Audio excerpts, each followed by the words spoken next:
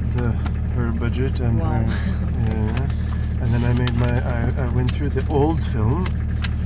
This is all my notes from the old film, oh, okay. which I think are interesting points to come back to and say, so how has it changed?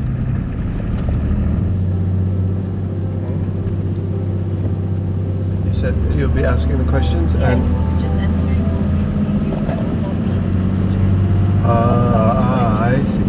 I see. Should I go straight? 8 years ago, when CivilNet was just getting started, there was a discussion going on about the lack of information about smaller places in Armenia for much of the diaspora, and also for people in Yerevan. And so we decided to do A, an English language program, and B, a language that was exclusively focused outside of Yerevan. So now I ask you, with this program and in general, what are you doing here? I worked in an organization that took me out to the villages of Armenia. And I discovered even then that the knowledge among people in Yerevan about life in the village and what's out there is limited. And so when we hear about something, we decide to go to a region and we then do some research on something that's going on there that's positive through an organization, through an individual, through a government program, whatever positive thing is going on, and figure out if it has an interesting story behind it. Is there something worth telling?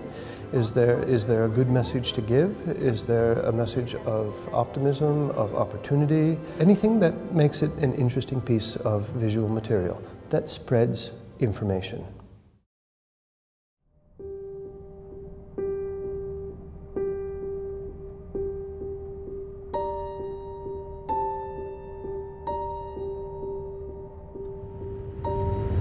I'm ready. Ready. Is on the road again. It's a late 2019 day, a very snowy, cold one, and we're going up to Vardan again today after having been there 2 years ago in order to visit House. We decided that after 7-8 years of going out to a village to try to do much more research and identify a project or an activity that deserves support.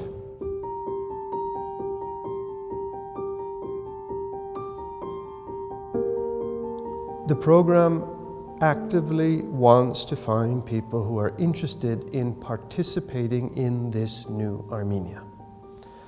We have often been contacted after one of our old format programs and said, how can we help them?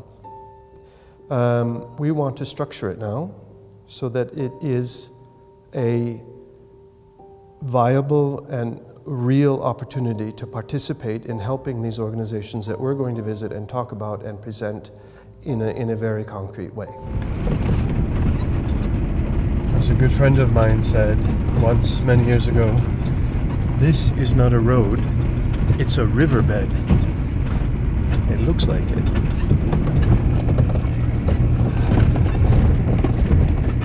I say a few words and I walk from that side. Okay, and I go between the two cars. Mm-hmm. Well, that's out of frame already. This one will be out of frame. Out of frame. Okay, okay, very good.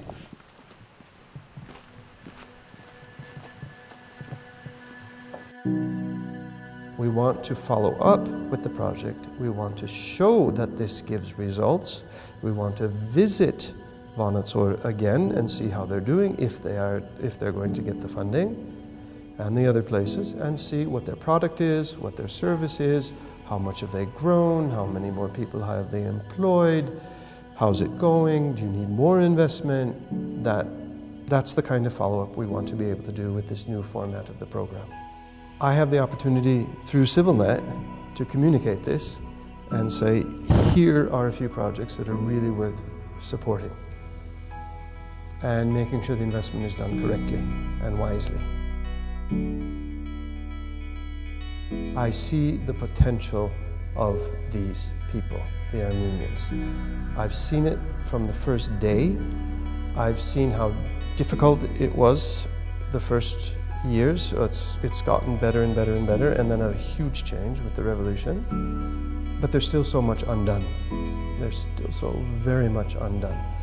And so I would really encourage people to not think, oh, okay, Armenia had its revolution and now they're done and now the jobs are popping up all over the place. It's not true for very many places. The poverty level in Armenia is still very high, and we still have a big job to do to bring jobs to small places in the country, and that's precisely why we're doing this program.